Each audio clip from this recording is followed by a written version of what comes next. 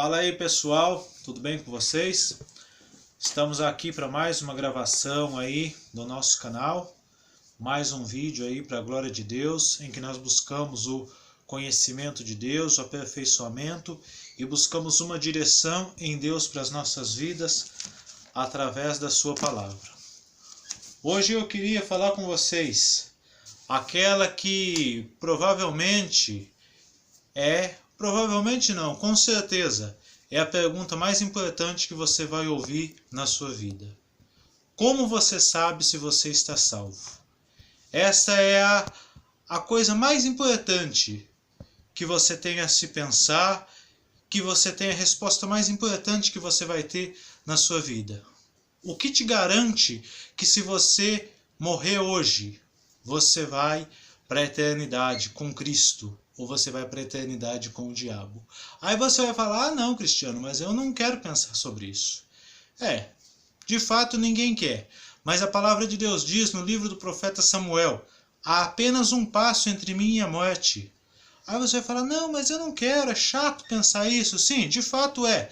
Mas Jesus ele conta a parábola do cara lá que era rico, que ganhou muito dinheiro, que fez seus celeiros, que teve uma colheita abundante, e que Deus chega naquele homem no meio da noite e diz, louco, esta noite pedirão a sua alma. E o que você tem, para quem que vai ser? Então, qual será a sua resposta? Se Jesus viesse para você hoje e dissesse, você vai morrer essa noite, onde estaria a sua alma? Muitas vezes nós nos preocupamos e, de fato, a maior parte das pregações evangélicas estão voltadas para cura física, para prosperidade financeira, para sabedoria, para estrutura familiar. E tudo isso é bom, eu já disse em outros vídeos, eu louvo a Deus, porque Deus levantou pregadores que restauraram as famílias, que restauraram áreas financeiras, que restauraram a área financeira no meio do povo de Deus. Mas o futuro eterno da tua alma, o que vai ser? Qual o futuro eterno da tua alma? Pense nisso. Se hoje Jesus voltasse, você subiria com ele ou você ficaria aqui para o reinado do anticristo? Se hoje você morresse, você estaria nas mãos do Criador ou você estaria lá no lago de fogo e de enxofre? Não é? Lembra da parábola que Jesus fala lá do rico e Lázaro? Lázaro morreu e no mesmo momento foi levado para os anjos no seio de Abraão. Lá junto com Deus, junto com Abraão, com os profetas, e o rico foi sepultado no inferno. O que você faria hoje? Qual será a sua eternidade? Como você sabe se você está salvo? Aí você vai me dizer, eu sou salvo porque eu pratico boas obras. Mas a Bíblia diz que toda a nossa justiça diante de Deus, ela é como um trapo da imundícia. O livro do profeta Isaías, a palavra de Deus diz, todos nós somos como o imundo, e toda a nossa justiça como o trapo da imundície. A Bíblia diz que pelas obras ninguém será salvo. Então, meu irmão, meu amigo, minha amiga, a questão das suas obras, das suas boas obras, já estão descartadas. A Bíblia diz que pelas obras ninguém será salvo. Aí você fala, mas eu pago minhas dívidas, eu pago minhas contas, não faz mais do que a tua obrigação. Você fez as contas, tem que pagar mesmo, senão não vai ter crédito nenhum, né? E mesmo que não fizesse, como eu já disse, todas as nossas boas obras diante de Deus são como o trapo da imundície. As obras não podem salvar ninguém. Aí alguém pode me dizer, mas eu vou à igreja. Ir à igreja não garante salvação. É muito triste a gente ver que muitas pessoas nunca tiveram um encontro com Deus, mas pensam que são salvas porque foram numa igreja. Porque vão numa igreja ou até mesmo fazem uma oração confessando seus pecados e indo lá na frente aceitar Jesus. O que eu acho que é, vamos dizer assim, uma tolice, o ser humano ir lá num altar e dizer, estou aceitando Jesus.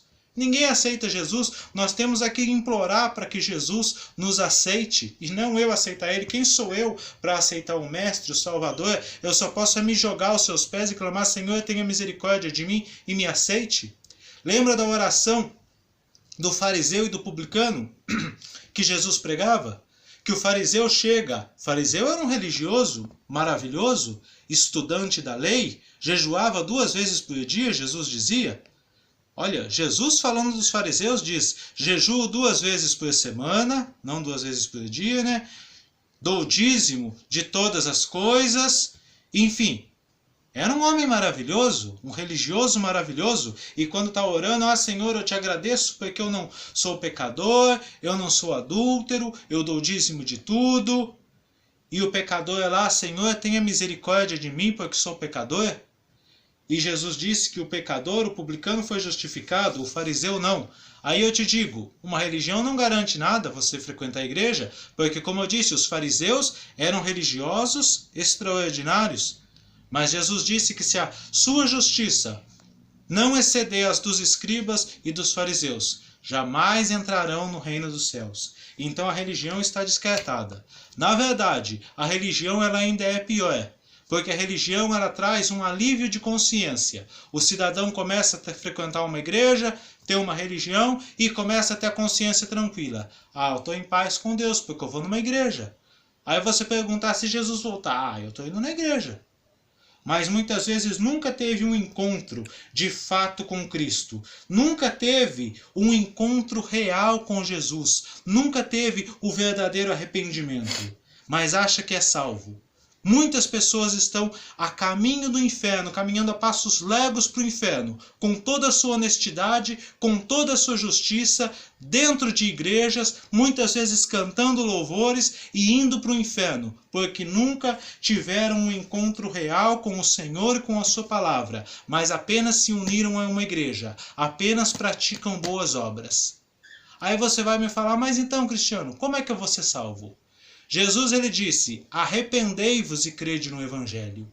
Jesus ele disse, se não nascer de novo, se não nascer da água e do Espírito, jamais entrarão no reino de Deus. Você tem que nascer da palavra e do Espírito, se arrepender de seus pecados de verdade e ter um encontro com o Senhor e com a sua palavra. Então você vai ter a experiência da salvação. A Bíblia diz no livro de Mateus, capítulo 3, produzir frutos dignos de arrependimento. Então é isso, meu amigo, para você encontrar a salvação, primeiro você precisa ter um encontro com a palavra. Você precisa ter um encontro real com Jesus, chegar, se arrepender, confessar seus pecados, reconhecer Ele como o único Senhor e Salvador e pôr a sua vida em ordem com a palavra. Jesus ele diz, nem todos que me dizem Senhor, Senhor entrarão no reino de Deus, mas aquele que faz a vontade do meu Pai que está no céu. E como você vai fazer a vontade do Pai que está no céu? Conhecendo ela através da palavra. É impossível uma pessoa dizer, eu estou servindo a Deus, eu estou amando a Deus, se não ama a sua palavra. Deus e a sua palavra são um. Então, resumindo, a verdadeira experiência de salvação, reconhecer Jesus como Senhor e Salvador, se arrepender dos pecados e pôr a vida em ordem com a palavra. Quando você faz isso, o Espírito Santo vem em você e produz o fruto do novo nascimento, que é o caminho para a salvação. E aí você vai ter dado o primeiro passo em direção a uma eternidade com Cristo. Agora, se você vive na igreja e você continua as mesmas práticas de pecado que você praticava no mundo, se a sua vida não se diferencia da vida dos mundanos e nem da vida dos religiosos, então busque ao Senhor e a sua palavra mais ainda, porque existe a grande possibilidade de que você nunca teve um verdadeiro encontro com o Senhor, mas pensa que é salvo porque está numa igreja. Renda-se ao Senhor, vamos buscar ao Senhor de todo o coração. Nós sabemos que somos salvos no momento que encontramos a Cristo, como eu já falei aqui, pela experiência do novo nascimento. E quando você começa a ter nojo pelo pecado, quando você começa a ter prazer na palavra de Deus, quando você começa aquele pecado que era tão gostoso, aquela prática que era tão gostosa, começa a te dar nojo. E aquele momento com o Senhor, com a sua palavra, que parecia tão antiquado, tão insignificante, começa a te dar prazer. Então você sabe que você está tendo uma vida com Deus.